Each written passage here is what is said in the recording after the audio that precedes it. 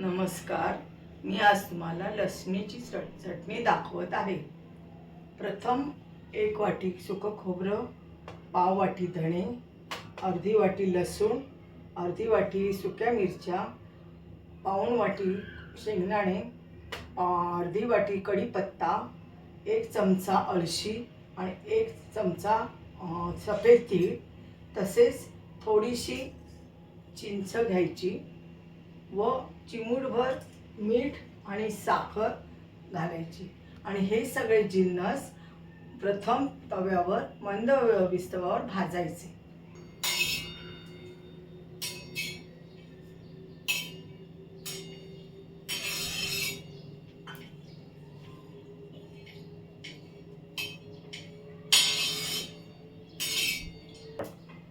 आता हे सुकं खोबरं भाजलेलं मी एका ताटात काढते.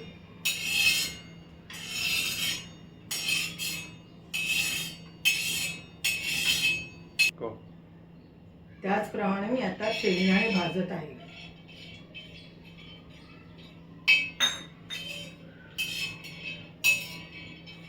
ताट धर आपण. ओके होतो थांबा. 1 2 तेव्हाच घे. लसूण आणि कढीपत्ता भाजून घेतला.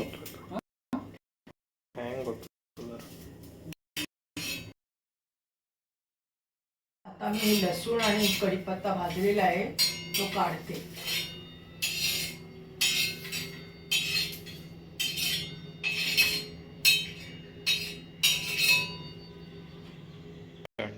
आता मी धणे आणि अळशी ही भाजून घेते.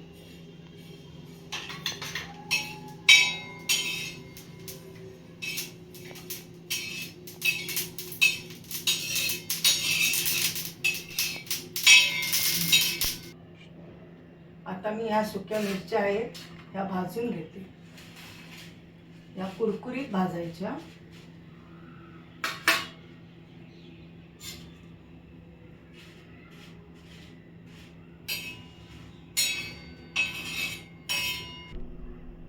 आता ही सुकी मिरची काढून घ्यायची.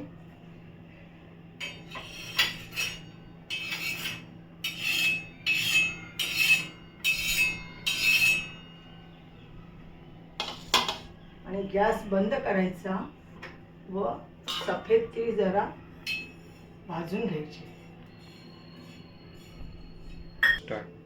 आता मी हे तीळ काढून घेते.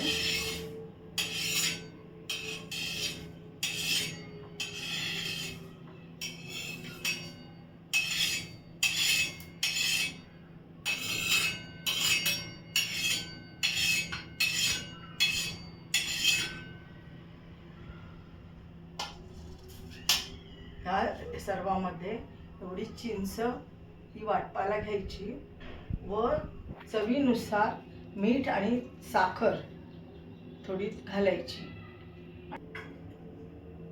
हे सर्व साहित्य थंड झाल्यावर मिक्सरमधून बारीक करून घ्यायचं.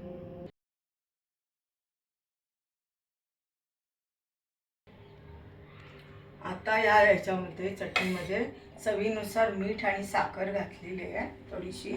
तर आता मी मिक्सरला लावून घेते.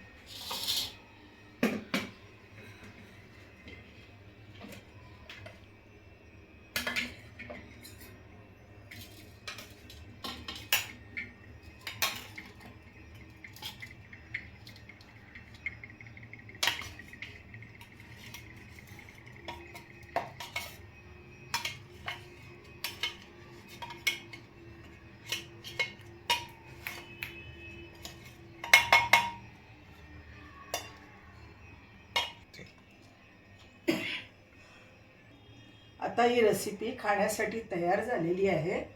तर ही लसूण चटणी तुम्ही करून पहा. बघितल्याबद्दल धन्यवाद.